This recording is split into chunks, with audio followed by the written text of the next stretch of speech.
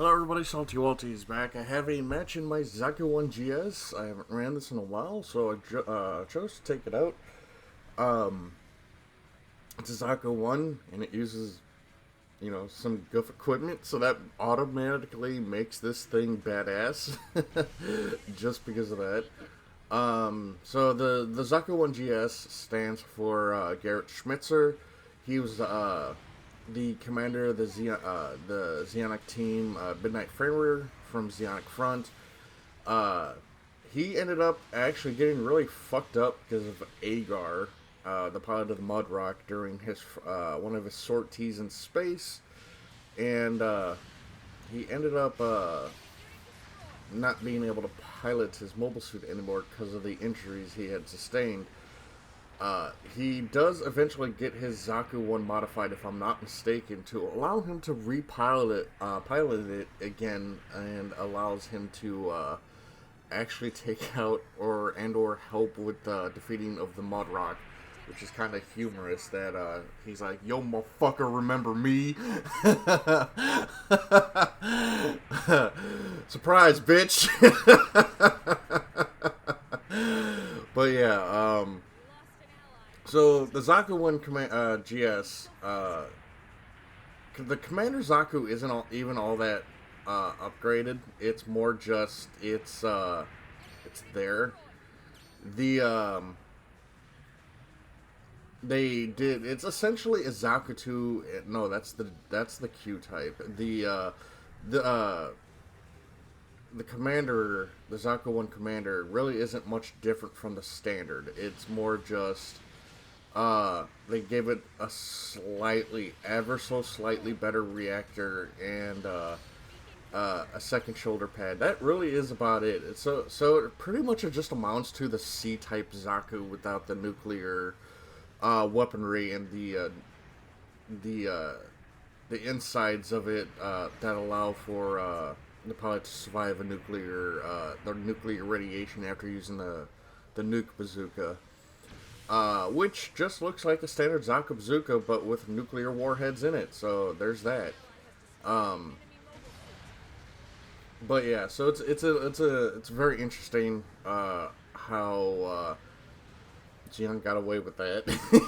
Just fucking mount some nuclear warheads and some Zaku bazookas. Let's go. And I didn't think that was gonna end up into a counter.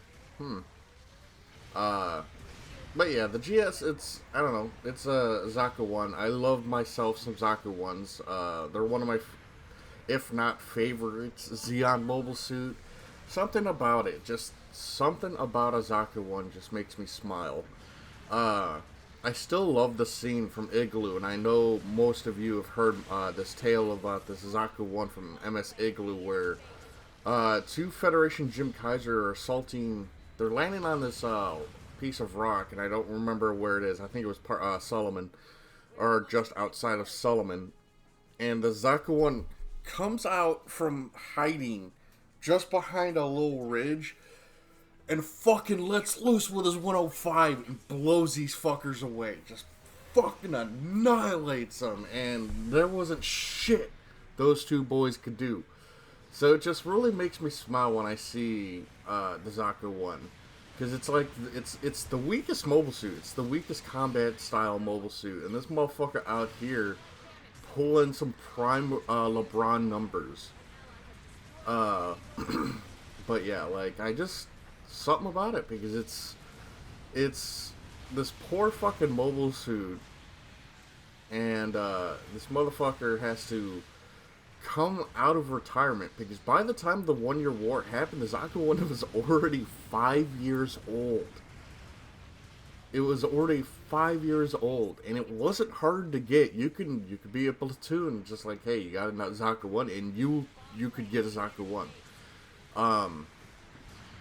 And what happened is just that, with Xeon's getting pushed back as hard as they did, it got to the point where they're like, we gotta pull the old boy out of retirement, and we gotta go in. And that's what they did. They went in with the Zaku. So, after they did that, like, that's where they started developing additional equipment for it, like, the double Zaku bazooka, or the twin linked Zaku bazooka for the Warhammer 40k fans, so they know what the hell I'm talking about. Essentially, it was just a Zaku bazooka mounted on a Zaku bazooka, and the firing triggers were slaved together. So if you pull the trigger, it would fire both the bazookas at the same time.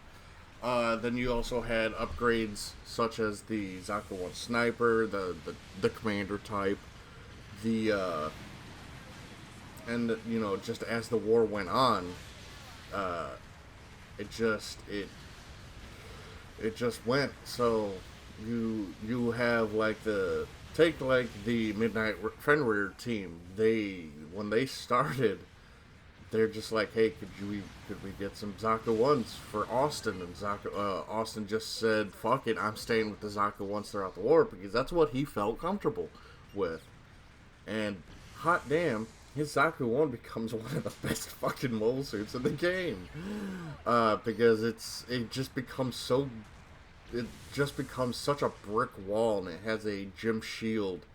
Can you guys stop fucking pushing me? And it's just, I don't know.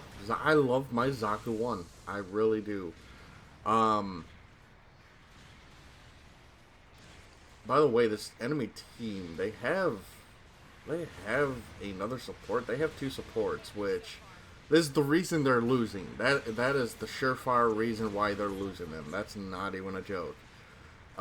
These, I don't know who it was, but they thought bringing a gym sniper into this map while having, I think, a more mobile support type. I could be wrong. I can't remember what the enemy's other. It was a Zaku 1 HC, Zaku 2 HC. He too. Well, he's running his like a general because he's got his equipped with the 120.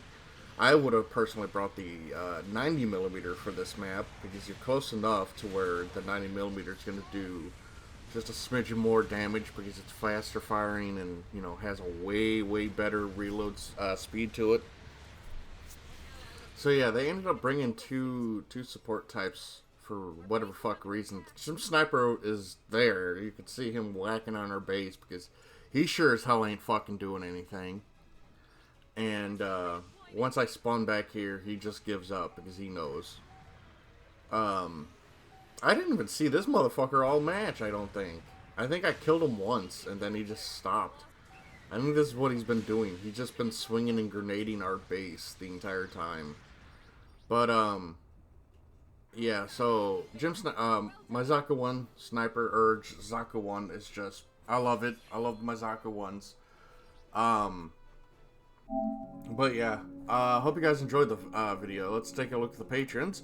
We have Brennan Markey, Shipper Azrael, Dragon Spark 90, Gun Nuggers, Jeff Dunn, Maverick Momika, Peter Strike, Oni Savage, Adam, Pseudo Souls, Alamo, Steel Talon, Mysteries Mercenary, Talamass, Phantom OC Viscarians, and Ghost Kick, Bryson, Claudio, Christopher, Crusader, Serena, Leo Coco, Xanic Shadow, NJ Bean, Streeter, Rand Hero, Destroyer, Sean, Living Deadwood, David, RGM, and Supla Aki.